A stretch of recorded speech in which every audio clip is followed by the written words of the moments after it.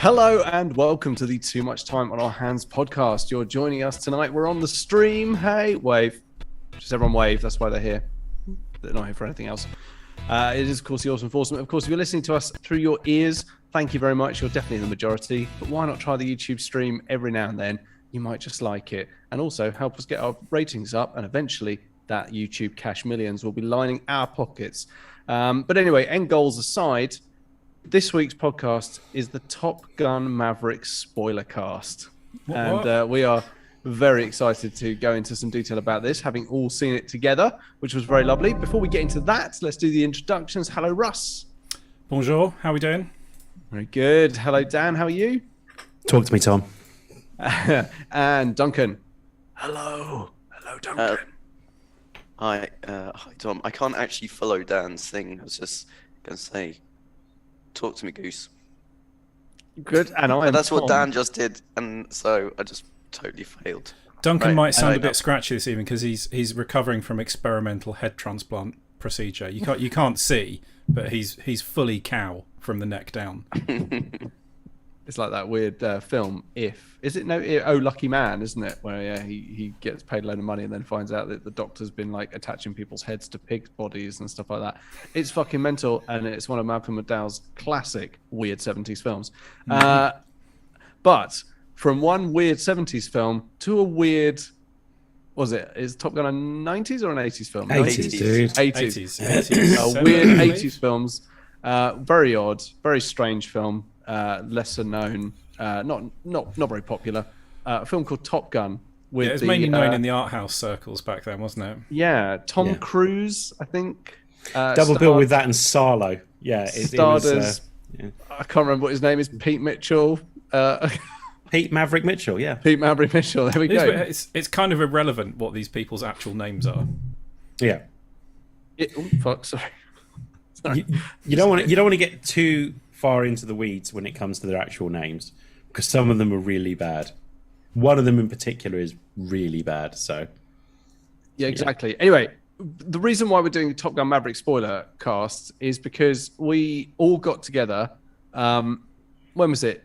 Saturday night, this weekend just gone, and we all met in person, face to face, which is actually difficult for all four of us to do because, of course, Duncan is from Scotland. So us all being in the same room together, I think that's the first time that's been the case for 2-3 years. Yeah, it's quite tricky. Otherwise, we have to find a really enormous room that goes all the way to Scotland. Exactly, it's very strange. You can't hear him. Exactly. Not even the HS2 can help us with that. So, so it's very difficult. But it was wonderful. We all got together. We all sat in a row, and we watched Top Gun Maverick at the Cineworld in Hemel Hempstead on the IMAX screen. And it was fucking awesome. It's great. So we're just basically going to wank on about how good a film it is. Yeah, if you're looking for in-depth critical analysis, this is probably not the forum for it. No. But, seeing it on the IMAX screen was brilliant. Honestly, it was more about the sound than anything else. Yeah, me and Dan went so to see loud. It. So that was the second time I'd seen it. Dan, how many times have you seen that film in the cinema now? That was my 6th time. Yeah.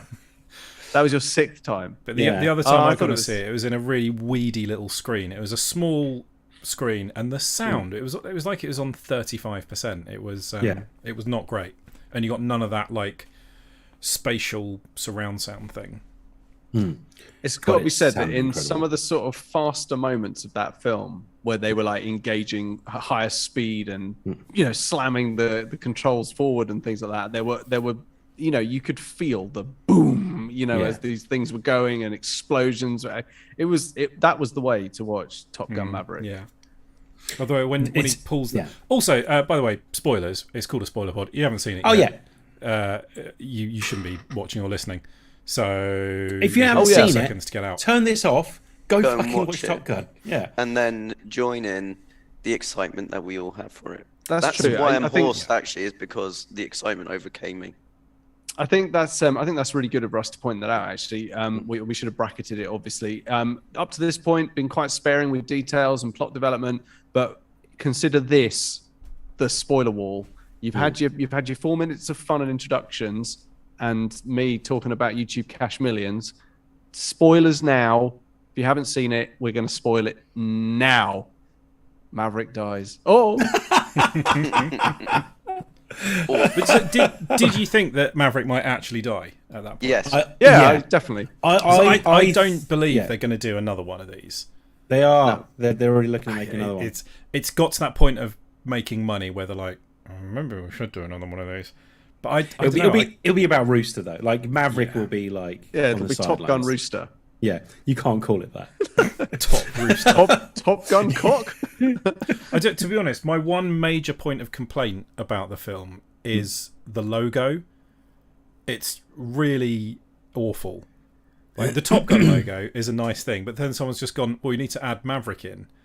And their designer's obviously gone, we can't just chuck another line underneath it. And then some other arseholes come along and gone, well, so I just put like another line underneath that and some stars.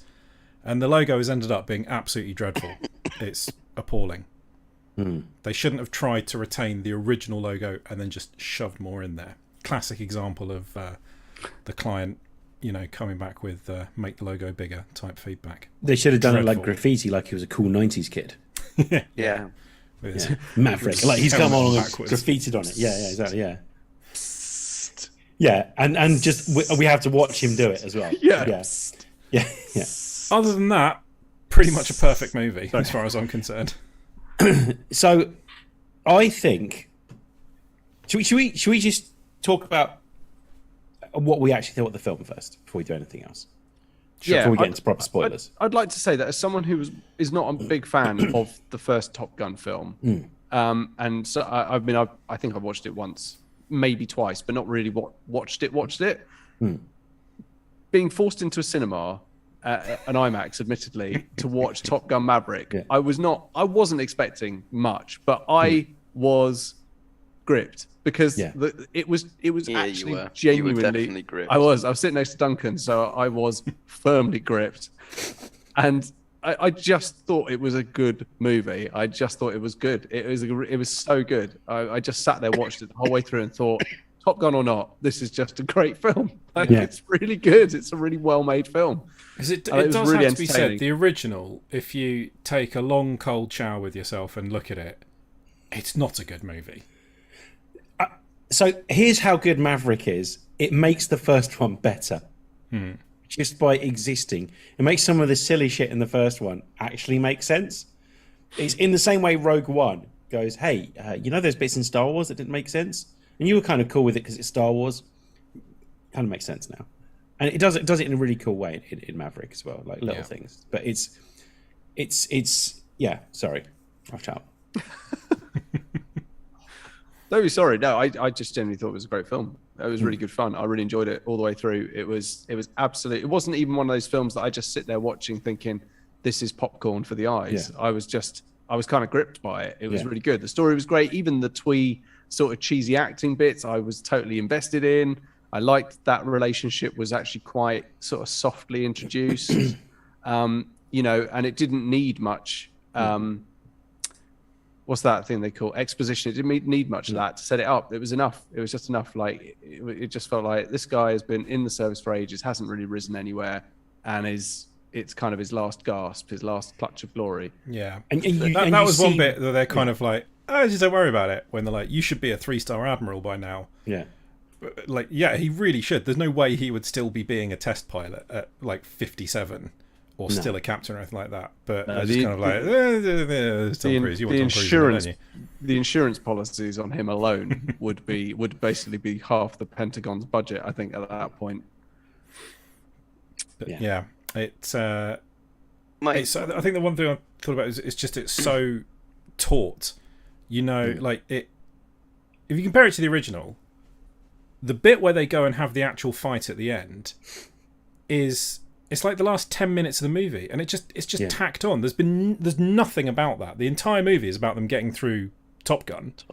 Yeah. And then Tom Skerritt goes, oh, by the way, some of you got to go and do some fighting. Like now. You should probably get going. And then the baldy man mutters something about they're going to blow up a ship. Go and fight them. Like, you don't really know. There's nothing. There's no real purpose to it. And then that's the big mission that they come back from. You never see any of the actual mission going on either in the first Top Gun. So it is all, and here are the MiGs, and now they've got to fight the MiGs.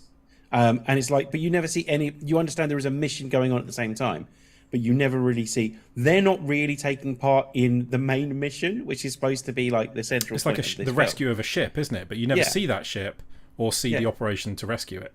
No. So it's almost a bit tacked on. They're like, well, we've got to actually, we want to blow someone up for real after all that practice dogfighting.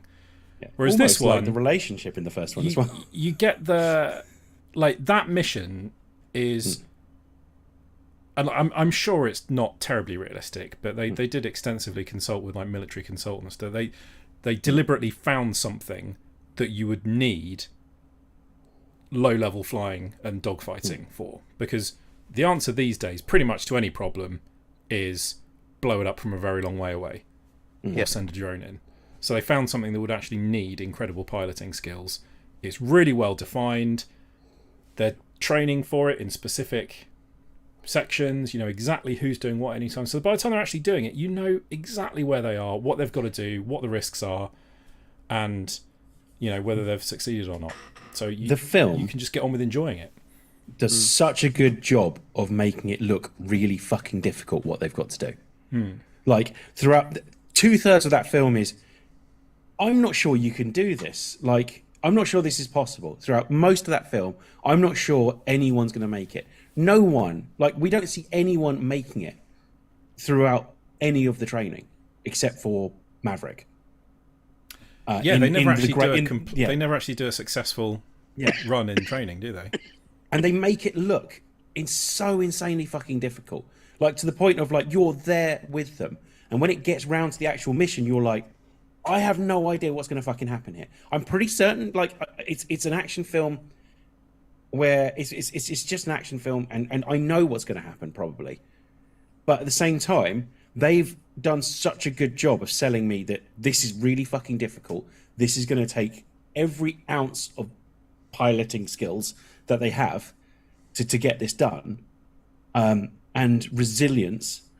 And I honestly don't know.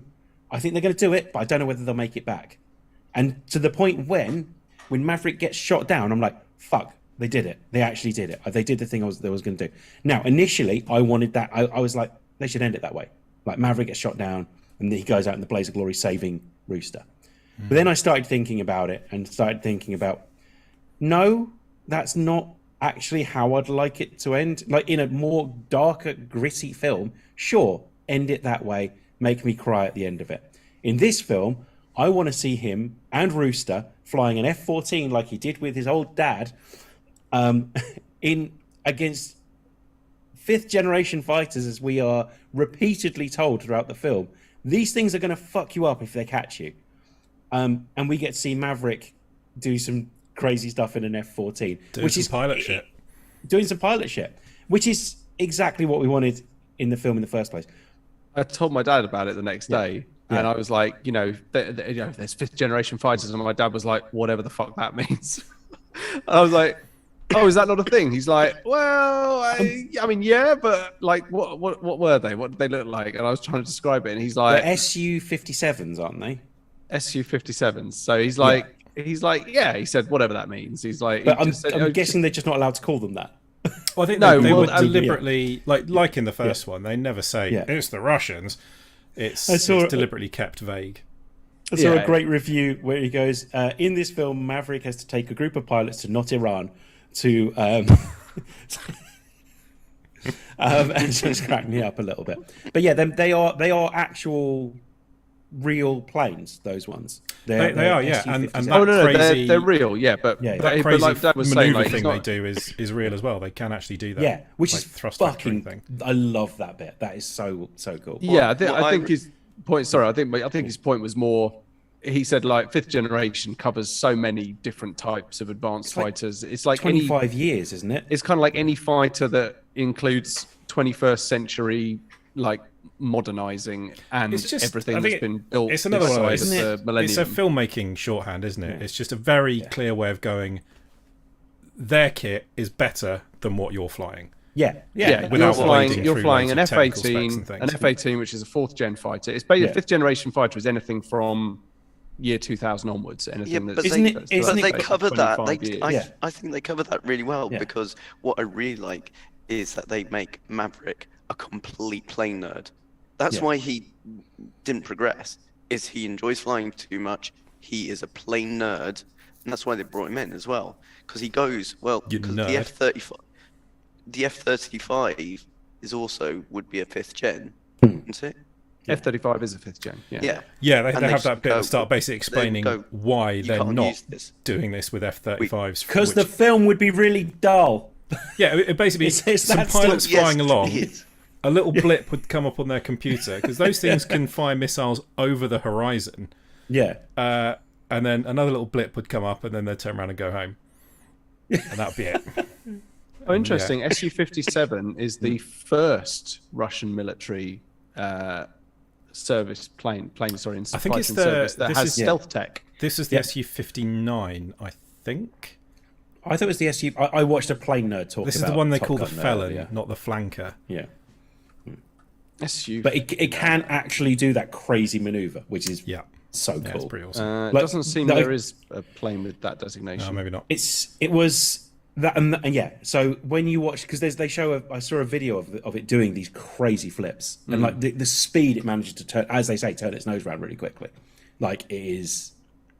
It says, to say the least. Yeah, it says here, typically, it says not everyone can agree on what 5th generation necessarily means in terms of spec. However, they typically include stealth capabilities, low probability of intercept radar, agile airframes with supercruise performance, advanced avionics, highly integrated computer systems capable of networking with other elements within battle space for situational awareness, blah, blah, blah, for C3, command, control, and comms. It's basically F-22 Raptor, F-35B, and the PLAF, changing J-20, the Su-57, blah, blah, blah. Yeah, it's the airframe, isn't it? That's the big thing about like the shape of the actual planes themselves, I thought. But yeah, well, they all look frighteningly similar. They do look really similar. Like those ones that were the baddies do really look like an F-35. The overall kind of profile. Yeah. So much badass. It was also quite cool. Sorry, just as a plane nerd, it was really cool seeing single-seat F-18s and dual-seat F-18s being used for a 2-stage strike, one to blow the top, one to then deposit the payload. And I know when I was discussing that with my dad, he was like, "Oh yeah," he said that sort of stuff's really cool. Like he's just, it's probably like down to the last second kind of 2-stage strikes on particularly hard to hit targets. But he said it would be. He said, I don't know, what was it he was saying? Something like, he said it would often be easier to try and sneak someone in to laze the target for you rather than to do that on a plane. Amazing you say that, because apparently that was the original idea. They were going to have someone on the ground, sneaks. They were going to have like special, because I watched, I've watched so many videos on it. It was actual Top Gun instructors talking about it. And the first thing they say is, no, previous instructors would never lead a mission because whoever is there currently has learnt more about planes than I'll ever know, because they're doing things differently all the time. So whoever is the latest pilots of Top Gun would be the people you'd send, because they'd have done especially if they're pushing 60. Yeah, exactly. But probably not going to happen. But again, that was actually the whole. And I think there's those bits where you get the Top Gun dong sound in, which is one of my favourite things in the film. Whenever anyone has some amazing revelation, it can be Maverick. And I think that's almost like a wink to the camera going, yeah, look, we know this is fucking ridiculous. They would never send Captain Krusty there to go and lead this mission, but let's just go with it, because admit it, that's what you want to see. Do you know what I really enjoy about Tom Cruise films, like of the noughties? He always seems to be wearing the same pair of boots and the same pair of bootcut jeans, like no matter what character, and they always wear a motorcycle jacket at some point. And I just love that even though he's played such versatile characters over the years, like there's just something so similar about each one of them. So he has settled into, like, he obviously went through the phase of, I want to win an Oscar. So he did a ton of Oscar-worthy films. And then, like, in the noughties, in the late noughties, he basically said, I essentially want to save the action film, and more so than any Vin Diesel or The Rock or even Jason Statham. And I fucking love Jason Statham. Like, the one thing Tom Cruise has done, even in the face of like an endless stream of superhero films, which I also love, is save action, like just balls to the wall action films. Yeah. The Mission Impossible films will do it. And let's be honest, part of what makes Top Gun great, this Top Gun great, is they actually put them in the planes. Like, that is a big part of it. Like, you believe they're in the planes because they are in the planes. Yeah, I think there's something about the performances that there's no amount of wiggling around in a cardboard cockpit on a green screen would have been able to achieve. Here's a question though. Does Rooster need the moustache to be Goose's son? It's glorious. Yes, absolutely. 100%. Like, otherwise they'll be like, who's he? Like, he needed to, the when he walked in, he needed the Hawaiian shirt, he needed to play the piano, all of it. He needed to play the exact same song as well. So you would get the emotional connection of 100%. the shock. But for first time viewing, I was like, that moustache looks a bit out of time, out of its time. Pretty cool. But I mean, so the problem with Rooster, Top Gun came out in '87. Yeah. The scene where he sat on the piano and they're singing the song, he's about 5. Rooster should be our age, and he clearly isn't. But never mind. They sort of hand-waved that a bit by, Tom Cruise going, oh yeah, I pulled his papers, took 25 years off of his career.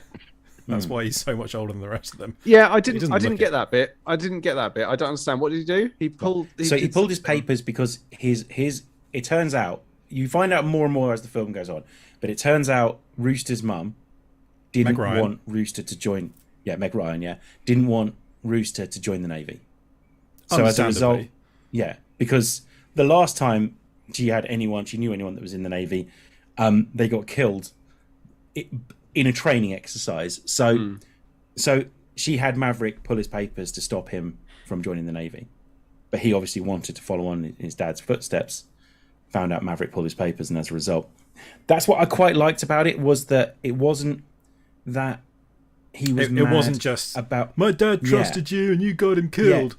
It was the resentment. You fucked up my career. Yeah. I did also like the fact though, having thought about all that through the early part of the film with their interactions, Maverick is actually incredibly restrained at saying anything to him. He's just like, you want to be angry at someone, you know, it's almost like kind of, it's okay to be angry at me. Like, I'd rather you angry at me than your mum. Like, I did her a favor, but then by the time he tells him, it's because of the emotional sort of turmoil that's been building up to the point where it's, he's almost like, you son, you snot-nosed little punk. Like, you have no idea. Like, I was doing your mum a fucking favor because like I blamed myself for years for your father's death and blah blah blah blah. Even though I was cleared and but he still blames himself. That's what comes across in this. That he still blames himself, and he's trying to make it up by looking after Rooster to the point where he went the I call it the Toy Story 3 moment, when it looks like they're 100% certainly going to die, when the fifth generation fighter is like lining up his shot,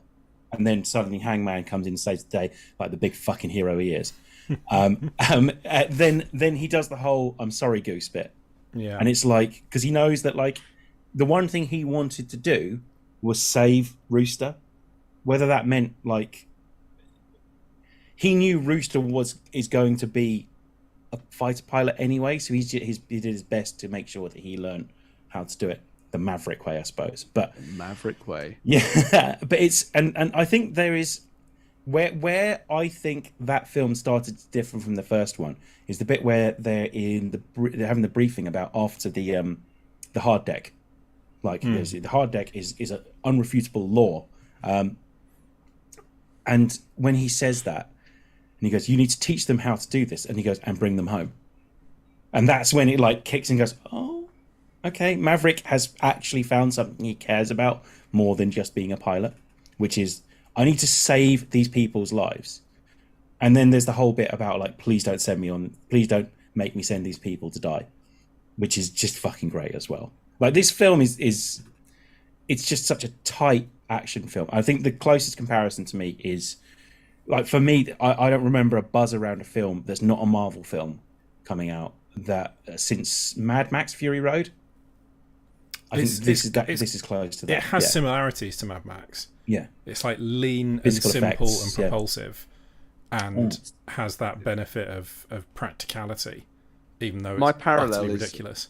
My parallel is always Alien for a lot of these things, because it's one of the tightest horror films ever. Like, it's so tight. There's not an inch wasted at all in Alien. And genuinely, it did not feel like there was an inch wasted in Top Gun Maverick. And that was until there was just the bit at the... No, do you know what? I'm actually going to be incredibly charitable. Even the bits at the end where it seemed to be sort of wrapping it up and people were disappearing off into the sunset, I still felt like that was necessary. It was the closure I think people were looking for. And I think it's meant to be like... It's Maverick kind of growing up almost, and like letting go and moving on. He's settling down with them working together on a Rooster.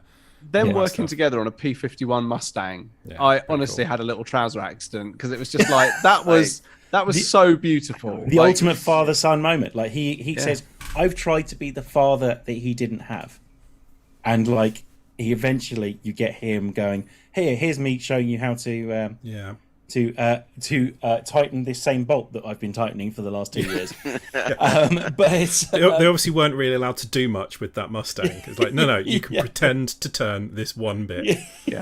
Hold the end of the socket wrench in one hand and just twist. Just there. It's righty-tighty, isn't it? Expensive.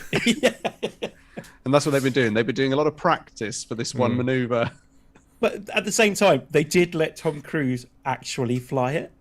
So I think maybe they'll probably let him have a go on the engine as well. They're probably like, we can't kill Tom Cruise. Don't let him fuck around with it too much. Not that bolt. I really enjoyed that opening of him tinkering, because that was it just showed the whole plane nerd bit. It was just like, he loves his engines, he loves his planes. Well, he lives in a hangar. But he lives in a hangar. I know the unrealistic. How is he living in a former US Navy aircraft hangar? But they probably just gave it to him. Go, just fuck off. That actually seems to be the whole theme of it, was just fuck off, Maverick. You're bouncing around. Fuck off, Maverick. That's going to be the next one. Top Gun 3. Fuck off, Maverick. The bit with Val Kilmer sorry. Yeah. I really enjoy it. Yeah, I've been really quiet so far. What I love the fact that the whole airplane testing, the Mach 10 testing, was basically the entire plot of the movie in the first bit, going, this is roughly what's going to happen, that Maverick is going to push Mach 10, push it too far, plane's going to explode, but he'll be all right. And that was it. And he saves people, because in that bit, he saves those people's career by going against the rules. Nice. And this is what Maverick does. You could almost say he is Maverick in his attitude. Yeah. Maverick, before you go, you better take this. What's that? It's the rule book. Get this thing out of here. So for starters, the fact they actually used Lockheed Martin Skunk Works to design the plane, for starters, which is fucking cool anyway. And then they referenced it, obviously, throughout every opportunity they got. They go, look, see, we did it with like the controller and like the controller, fucking hell, the joystick, and then like on the tail of the plane as well. And then like I was like, it's got to be all bullshit, isn't it? And like every video I've seen, no, this is kind of what we're trying to aim for at the moment. Oh yeah, like, in terms of like. It's pretty hypersonic is like is a pretty big deal. Well, I mean, you can see echoes of the SR-71 Blackbird in it. It's like that. Yeah, to the point where China shat themselves when they saw it. Yeah, like, absolutely. Legitimately went, what the fuck are America doing? What's that? Making a film. Making a film. You talked about it being really lean and taut, and like I suspect that there is a much flabbier edit of this somewhere with maybe like a few more subplots and things, because you have a whole other group of pilots who are in there. They have names, they have call signs, they're in the briefings, they come in.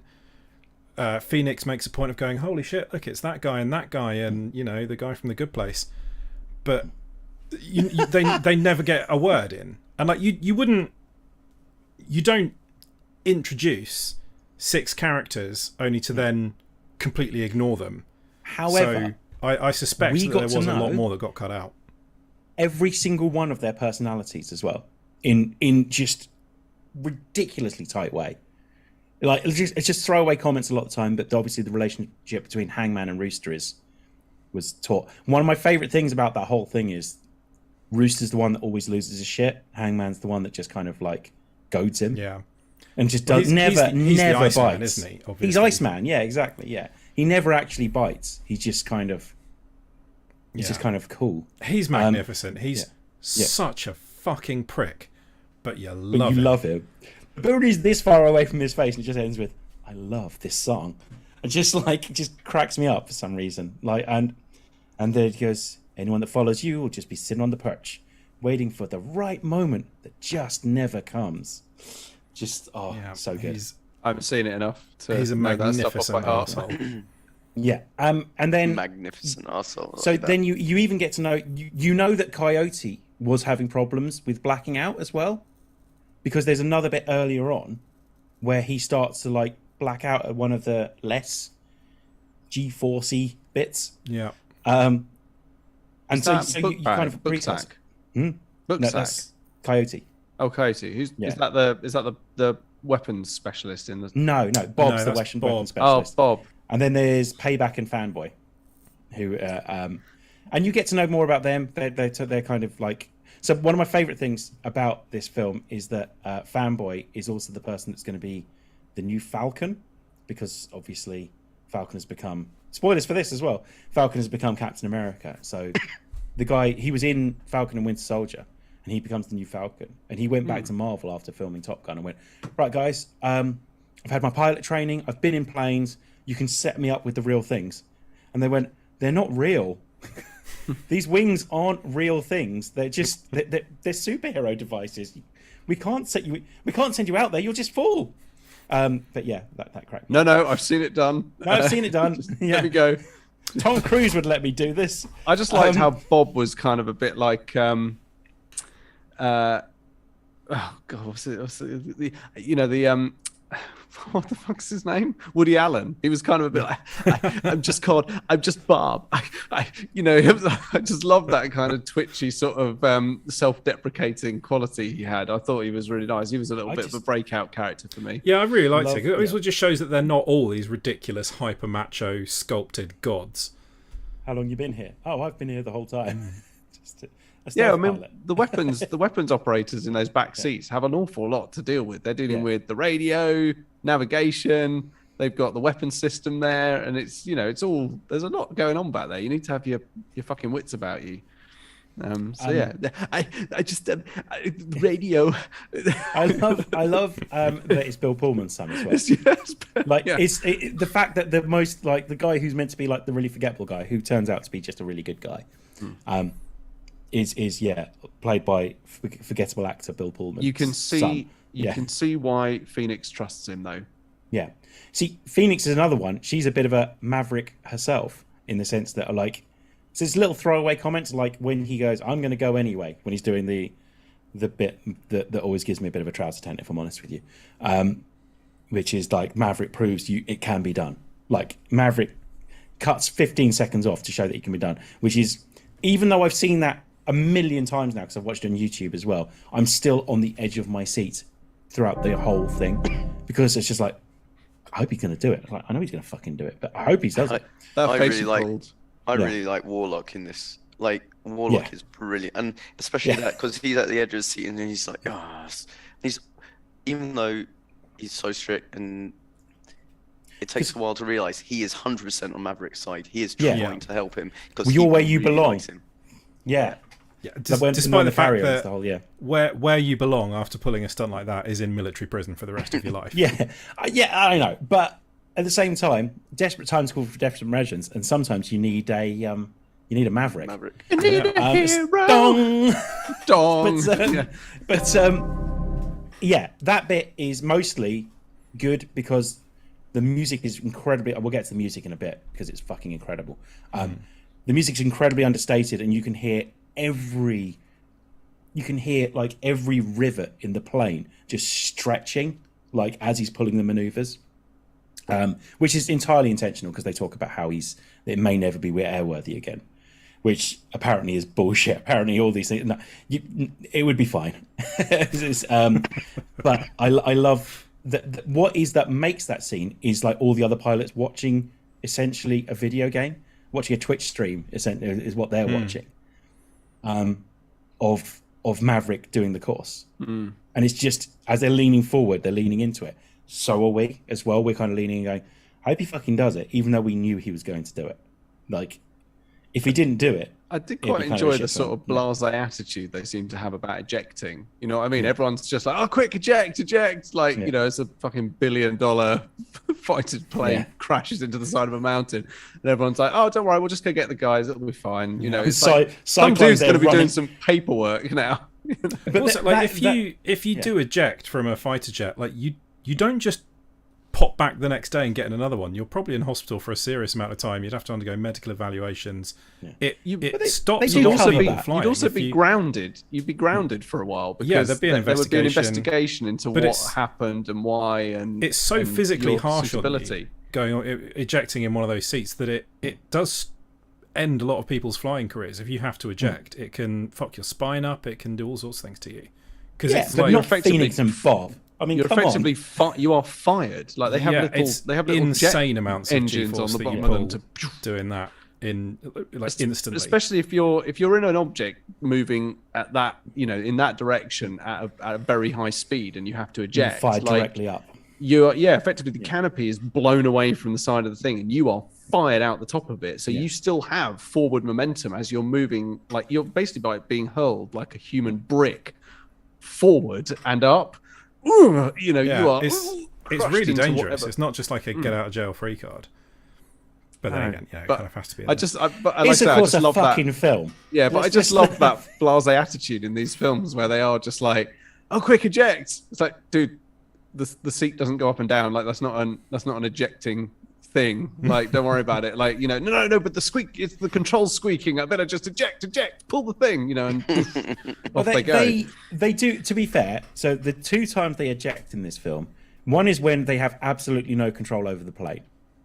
And the other one is when it's not their plane, so who gives a shit? So it's the one they stole. So it's drive it like you stole it. Yeah, apparently F-14s never had ejector seat problems like they have in both Top Gun films now. So, and they said if they did, they would be recalled until the issue had been fixed.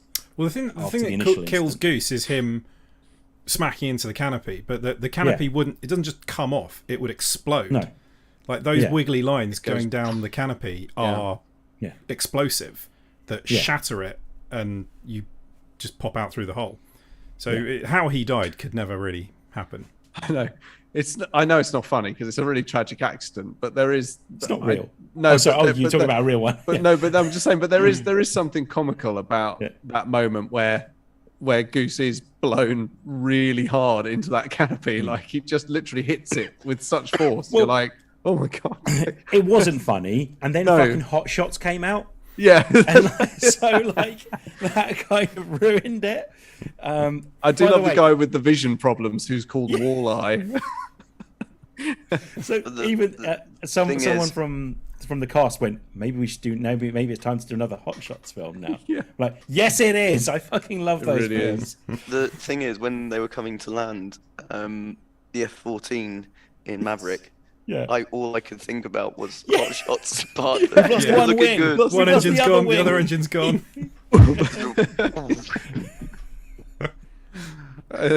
Roger that, Papa's Fluffernutters. Roger that, Millie Chili Willy Vanilli. We've lost the nose, and it's like a nose on a plane. It's very funny. It's I mean, I love the fact that it's a trench run. It is just Star Wars. So, isn't it? Except the trench run, as I'm now finding out, is based on 633 Squadron, which is essentially them like flying mosquitoes down a fjord to try and blow up. I can't remember what it is. I think it's a fucking dam or something. No, it can't be the dam because that's another film. It's Dam Busters. That would be the Dam Busters. Yeah, but it's something along those lines where they had to do something similar. Let's have a look. 633 Squadron. Norwegian resistance, blah, blah, blah, blah. Assigned to destroy German V2 rocket fuel plant in Norway. And they have to go down an impossibly... Oh, it's an overhanging cliff at the end of a long, narrow fjord. Lined with numerous anti-aircraft guns. And the only way to destroy the plant is by bombing the cliff until it collapses and buries the facility. A job for 633 Squadron's fast and maneuverable de Havilland mosquitoes. Yeah. Nice. It's fucking great if you haven't seen it. And they train in Scotland. So yeah, it is. It's quite a 633, isn't it? Yeah. Yeah. It's what a badass film. I mean, I do very much appreciate the mini Mission Impossible bit of the bonding between Rooster and Maverick when they go and steal a plane. And that I is know great. all of that is ridiculous. It's kind of like they've done the mission, and they're like, "Hang on, Maverick's alive. We get a little bonus movie at the end. You get like a little extra bit that you weren't expecting, where they go and Rooster really comes into his own as the comedy sidekick in that as well. Yeah. Why are the wings out, Mav? Stuff like that. Just like, it's really funny. I really like that bit. It was quite cool. I like that bit where he was like, when the dial goes up to here, you shut it off, you undo that, you come back in, you pull all the things, you pull the red times, and you get back in, and and then it all gets executed really well. But also, they didn't overdo it. They didn't have him go all Ethan Hunt and start like karate kicking motherfuckers left, right, and centre. No, he started walking, going, "There's some guys over there, man." Not even some really guys, sneaking I think in. They're just sort of relying on the fact that nobody recognises them. And the bit and then with they the other nick a plane and pilots get as out there well. really quickly. What are they saying, Mav? Nope, no idea. I like the waving. Yeah, exactly. Yeah. Don't understand that signal either. Yeah. And there's the whole kind of moment of like, don't think just to. You'd go after him if I wasn't here, wouldn't you? It's not the plane, it's the pilot bit as well. And then obviously he tears off and no one knows an F-14 like a Maverick. No, like the Maverick knows the F-14. There ain't no party like a Maverick party because the Maverick F-14 party don't stop. Yeah. I think they do quite a good job of like he should have in just a one-on-one straight up fight, he would have no chance. But it's about it being Maverick. Like the way he disables the first one and then uses it as a flare to take out the missile from the second fighter. Like that was awesome. He uses the terrain. Using the terrain. The bit where they fly sort of through the waterfall. It's so cool. And then you realise that as soon as they're over the sea. As soon as they are just out in the open, he is fucked. Like there's nothing they can do. I did also enjoy their over reliance on flares as countermeasures. It's like we're just gonna fire flares everywhere. Like it's where's the chaff? Where's all the other stuff they'd be throwing out into the air? But obviously that would just obscure too much of what you see. So it's just like they rear up, they fire off loads of fucking flares. I love the bit after they've pulled the coffee corner like high G point, and all the planes are flying around with the SAMs just firing into the air as well, and they're all kind of like circling around each other. It looks so. Two things we haven't mentioned yet. In terms of cinematography, this film looks fucking incredible as well. It really does. Like the amount of effort they've put into it, into making it look good, making the planes look fucking cool as well. Admittedly, they're planes. I have a love-hate relationship with planes because I am about as big a pacifist as you can get. However, fucking planes look cool, and I can't. No, you should never fuck a plane because it really hurt your willy. Well, sometimes you got we to all do what bear you gotta scars do. from previous lovers. But I think they do a good job of making it look realistic at the same time as making it look really cool, making all the maneuvers look really cool, and making it big clear open and expanses. followable. And as even to though who's they're where, all in planes moving at the speed of sound, you kind of know who's where at any one point and what they're doing and where they're trying to go next. Yeah, I also think the score is fucking amazing as well in this. It might be one of my favourite movie scores. Like, particularly the Dark Star bit. Is it Dark Star? Is that what it's called?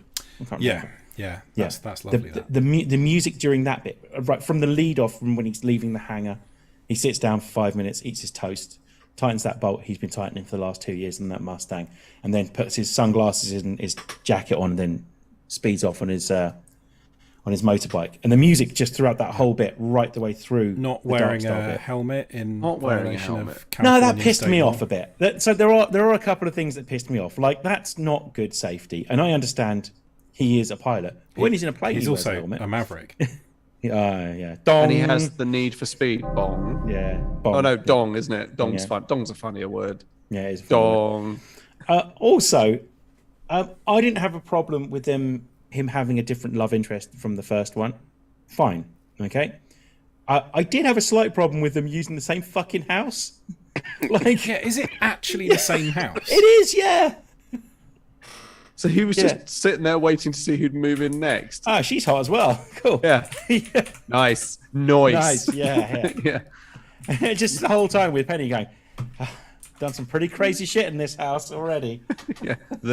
There, over there, under that, on that, up that, in there. I just thought that was weird. Like, okay, sure, I don't love how they went about it, if I'm honest with you, but as it turned out, Jennifer Lawrence was really good in this film. Jennifer Connelly, not Lawrence. There was this one little nugget I thought was brilliant when they first introduced her, when she was first there on screen.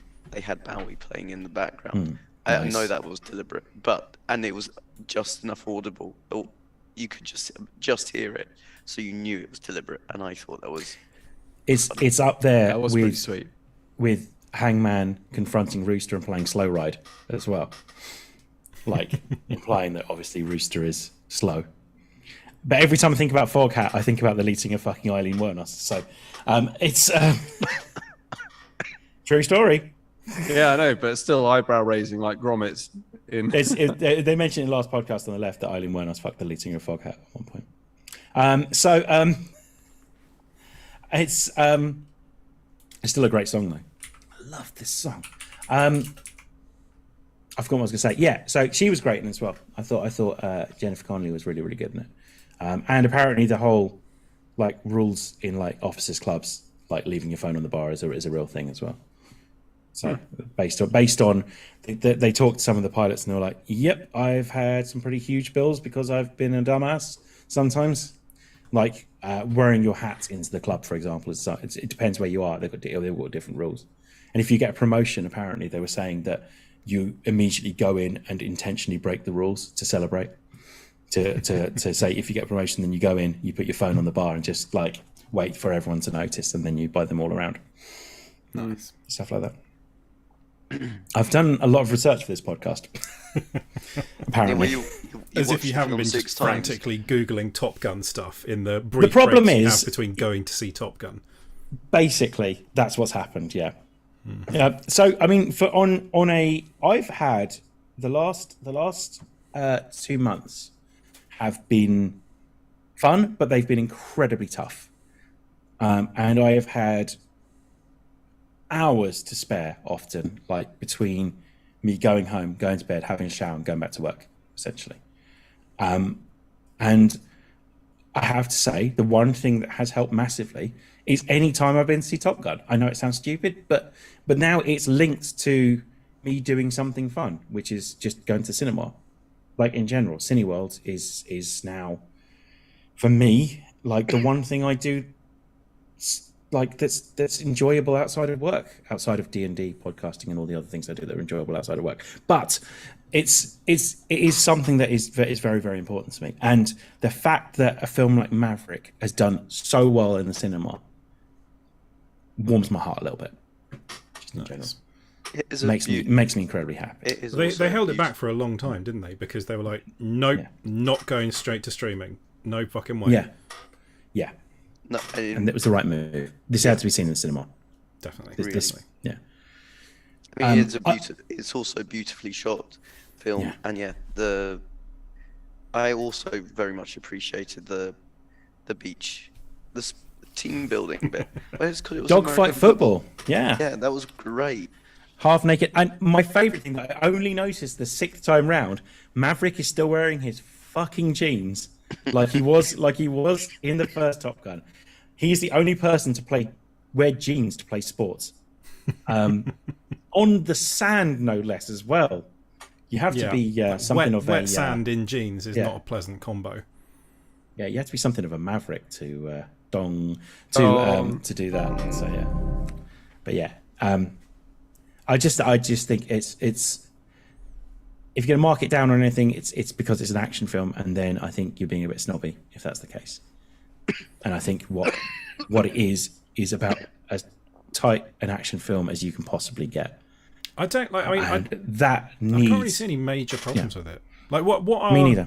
People that are being pernickety little arseholes out there? It's the internet. I'm sure there's a few. Like, what are the main problems that people have? And if there's any, like, well, I think you'll find actually that a fighter would be capable of doing much more enhanced maneuvers. And that. If there's any of that sort of bollocks, then just fuck off.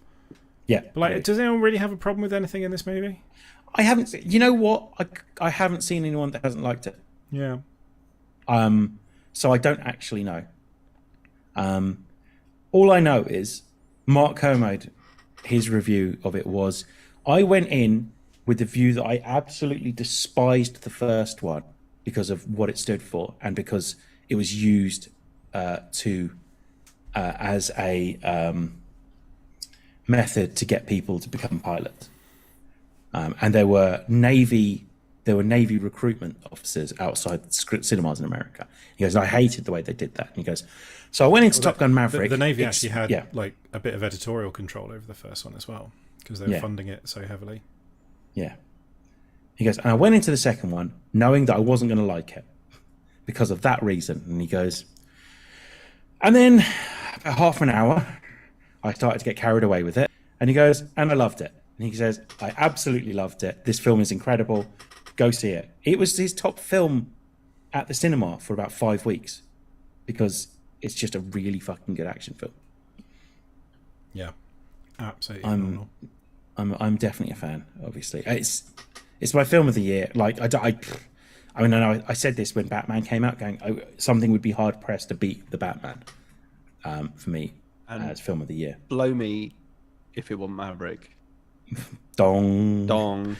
I also think probably one thing to shout out, just obviously we did it at the beginning, is like this is the film that actually brought us all back together face to face for the first time in a very long time, which I think is quite a big thing. I'm really happy. It was really nice to see all you guys. I mean, the fact that Duncan was down from Scotland was not just because of Top Gun. No, clearly. No. He got on his bike, and every jet he went past, he did this at it. Yeah, all the way from Scotland. I got on my various Kawasaki's that it seems to have. The other thing he's riding that bike like he's just going around like the perimeter road of the airfield. You're not really allowed to do that. That's for like emergency vehicles and service vehicles to get around. You're not meant to just ride your bike around it, waving at jets taking off. You would have to be some kind of Maverick. Dong. I do like that. In most action movies that Tom Cruise does, that he gets a chance to ride a motorbike. He just loves bikes, obviously. He does. And, he's like a very good friend of ours, Ian McGregor. Whoa, is he here? What? No, I think there was just something wrong with my mic then. Okay. Yeah, made it sound a bit odd. Sorry about that. Bit odd. In general, it's been a very good year for films. Like I've enjoyed nearly everything I've watched at the cinema, except for one film, which is Morbius. And that's now on Netflix. If anyone wants to subject themselves to it. No, I'm fine. Jared Leto annoys the crap out of me. You know what? That is the right thing to do, Tom, because people will watch it saying, I'll watch it for a bit of a laugh. I'm like, it was that bad that it wasn't funny. I would rather watch another annoying Ryan Reynolds comedy action film than watch Morbius. So this was the other thing I was going to say was that Tom Cruise is genuinely putting his heart and soul into these films, and now I'm getting a bit sick of the likes of like Ryan Reynolds, who literally just turns up is Ryan Reynolds in a film. He literally phones it in all the time. Yeah. He's so fucking played out. Yeah, so played out. He really gets on my. We add Chris Pratt to that as well. So played out. Yeah. So played out. Yeah, it's like those people on TikTok who set up a channel based around just one thing they do, like a silly. They can pull a stupid face, so it's in every fucking video they do, and it's like, you need to just go away. Like you've had your 5 minutes in the sun. Now just fuck off. Like, you know, I mean, honestly, Ryan Reynolds, just go to Wrexham. Just go. Just stay there. Fine. We'll be fine without any more films like Free Guy, Red Notice, fucking any other film you've been in for the last 2 or 3 years. You know. Well, I mean, he's on the Netflix documentary about Wrexham. He is. Well, he owns it with Rob McElhenney, isn't it? Is it McElhenney? Yeah, McElhenney. Yeah. McElhenney. I mean, it's McElhenney, but sure, McElhenney. if he wants to pronounce it whatever. McElhenney, whatever. Yeah. McElhenney. Yeah. Anyway, good. All right. Are we spent? Yeah, I think so. Spent like we were 20 minutes into the film. Fuck me, that film's great. Should we go watch it again now? I mean, I would love to. It is just the perfect narrative arc. The ending is beautiful, just flying off. The music is wonderful. The soundtrack is fantastic. Every bit of it. It's the attention to detail. It is, and it's probably because Cruise is one of the executive producers, so he would have overseen. I think it's like written into his contract now, because I think he wants to have a say in everything he's in. He's not like other actors. He is basically the director, or like co-director or anything. Like, it doesn't really matter what his title is. He can make decisions about the film in a way that no other actor can. It pays off in this because the attention to detail is what you kind of start to expect. And I think. Also, I saw a great advert with Tom Cruise trying to get people to turn off motion blurring on their TVs. So fair fucking play to that as well. Because motion blurring is shit. It's horrible. Like we when we got a new TV, it was on, and like just put something on, and it just looks weird. Everything looked like a game cutscene. Yeah, it was really odd and really off-putting, and quite hard to sort of define why it looks odd. It's just nothing quite looked right. Yeah. Don't know why. I don't know why they do that. It's I'm not very a fan. Cool.